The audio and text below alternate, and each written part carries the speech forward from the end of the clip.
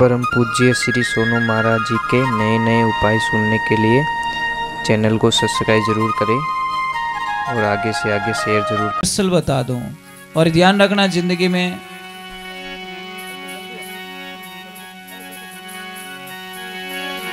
एक ध्यान रखना, जिंदगी में अच्छे से जीना है, बढ़िया जीना है, लंबी उम्र पानी है, बिना बीमारी की उम्र पानी है तो तकिया मत लगाइए। बिना तकिया आप सो के देखिए महाराज, आप आनंद में रहोगे। पर तकिया बिना कि नींद ही नहीं आवे महाराज। पर नींद आया પછી तकियो कट जावे कि ढाई को नहीं, ये हमारी माइंड की साइकोलॉजी होती है। बस नींद आया પછી तकियो कट कि ढाई को नहीं, पण होता पहला किने किने सुबह पगा हमें तकियो मिले, मैंने खुद नहीं ठा को नहीं, मैं तकियो लगायो कि नहीं लगायो। पर महाराज सच बोल रहा हूँ, मैं मजाक नहीं कर रहा हूँ। भगवान ने अगर तकिया की जरूरत होती तो हमारे गर्दन का जो पिछला गैप है वो खाली नहीं रखते भगवान।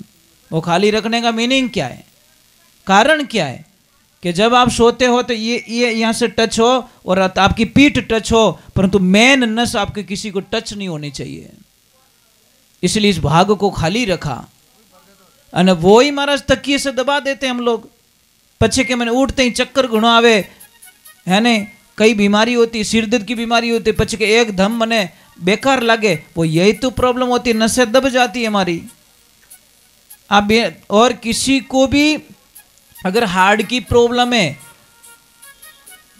बीपी की प्रॉब्लम है तो आप कुछ मत करिए, जिधर आप पैर रखते हो ना उधर पलंग के नीचे आप 2 ईंट डाल दीजिए, आपके सिर को नीचा करके सोइए, पैर ऊपर थोड़े ऐसे करके सोइए। देखो आपको हार्ट की तकलीफ कभी नहीं होगी, लाइफ में कभी नहीं होगी महाराज, क्योंकि खून की सप्लाई बराबर यहाँ पे पहुंच जाती है।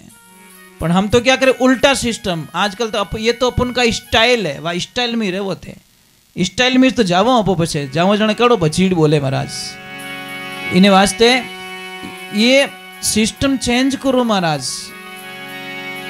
बोली सतगुरुदेव की जय हो, बोली भगत वत्सल भगवान की। अरे कृष्णा जय तो बोलो, जय नहीं बोलो, कहीं रियो वह कहीं अबार कहीं कहता नहीं, वो कहीं खायो अबार ने छोटी छोटी पे बत्ती खवीज की कहीं देन भी हो। बहुत अच्छा प्रसाद बनाया है इन्होंने। चलो एक बार जय बोल दो, बस आप जय बोलोगे तो हमें बड़ा अच्छा लगेगा। बोलिए श्री भगवान की। हाँ ऐसे जय हो वा जाओ हो नहीं, हाँ ऐसे मत करना महाराज। जिंदगी में जीना हो ना, लाइफ में जीना हो तो एक ध्यान रखना, हम कभी भी ध्यान रखना, गुजरात में जाओ और गुजरात में किसी को भी XYZ कोई भी, चाहे अमीर हो चाहे गरीब हो, किसी को भी पूछना केम छो तो सामने से एक आवाज आएगी मजा में, चाहे हाँ जरा खानो नहीं मिली तो कहीं के मजा में। और अपन ने पूछो की करो कि अबार टाइट हाले रही है, वारे वारे भोला भगत वाह, वाह कृष्णा वाह। और गुजरात में तो गुजरात से भाई, गुजराती में लखो है कि आ समय पण प्रसाद थी जैसे सुख में या दुख में। आज नो जे दिवस है निकली गयो, सुख में निकलो दुख में निकलो कोई ने खबर नहीं महाराज। यही तो आनंद है महाराज। अंबर ओडना भूमि पतना बीच मसणा सोई, अरे भूत पलित्रा शंका नहीं माने नहीं, हसे नहीं रोई फकीरी निर्भय पड़ा निर्मोही। जो आनंद लेना चाहता है वो मिट्टी में भी ले लेता है, जिसको आनंद नहीं मिलता वो महलों में भी, महलों ना वासी गरीबी सु जाने और दुखियारा दुख ने सुखिया सु जाने। बोले सतगुरुदेव की। इसको मारना मत, ये पता नहीं किस रूप में भगवान ने भेजा है, कौन जाने महाराज। किण विद राखी मारो राम। चलो भगवान के चरणों में, ईश्वर के चरणों में, और गुरु महाराज पधारे, शिष्य भाव देखना महाराज।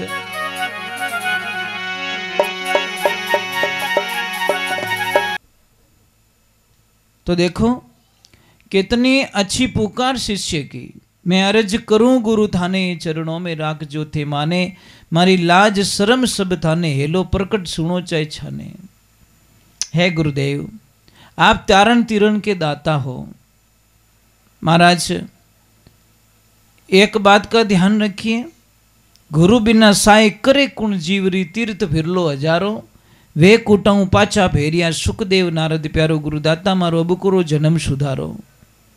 सुखदेव जी महाराज को भी वापस आना पड़ा, नारद जी महाराज को भी वापस आना पड़ा और गुरु के अधीन रहना पड़ा, गुरु के तत्व के अधीन रहना पड़ा। गुरु के शरीर के अधीन रहने की कोई आवश्यकता नहीं है, गुरु शब्द के अधीन रहना पड़ता है। गुरु का शरीर जो होता है ना वो गुरु नहीं है, वो तो मिट्टी का पुतला बना हुआ है। शब्द होता है जो कभी मरता नहीं है, भूत भविष्य वर्तमान तीनों काल के अंदर अजर है, अमर है, वो है शब्द। शब्द कभी मरता नहीं है। कब मरता है भाई? शब्द मरता है कभी? आपको 20 साल पहले किसी ने कुछ बोल दिया, बोलने वाला तो चला गया दुनिया से, पर वो शब्द आज भी आपको याद है, क्योंकि शब्द कभी मरता नहीं है।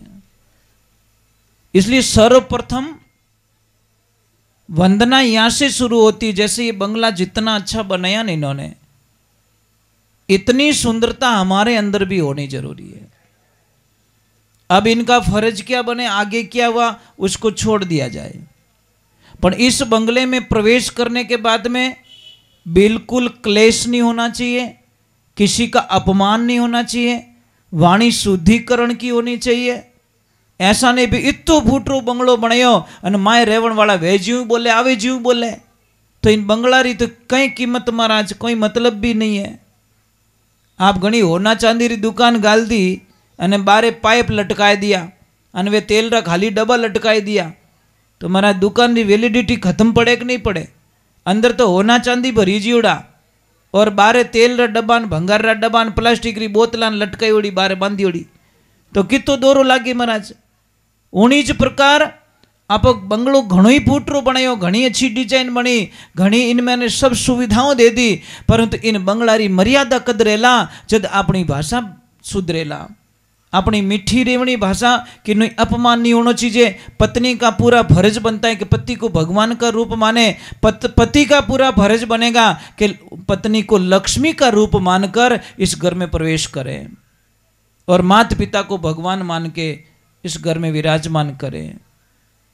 देखो देवियों, एक बात का ध्यान रखना, आपके पास सब कुछ होते हुए भी आप एक बात का ख्याल रखना, अपने पतिदेव को एक बात जरूर बोल देना कि पतिदेव आप सब कुछ कर लेना, बेटा आवाज मत करना, बेटा बेटा जल्दी देखो चाय दो भजन बाकी है, चाय मत दीजिए, थोने हाथ जोड़ी करो, मारी मेहनत करी पूरी जाई फिर पानी में, चाय मत दो बेटा, 2 भजन बाकी है भी तो, क्योंकि थोड़ा नियम रहेगा तो अच्छा रहेगा। क्योंकि इन्होंने गृह प्रवेश में हमको बुलाया तो भाई हम तो काम ऐसा ही करेंगे जिसमें इनको फायदा मिले।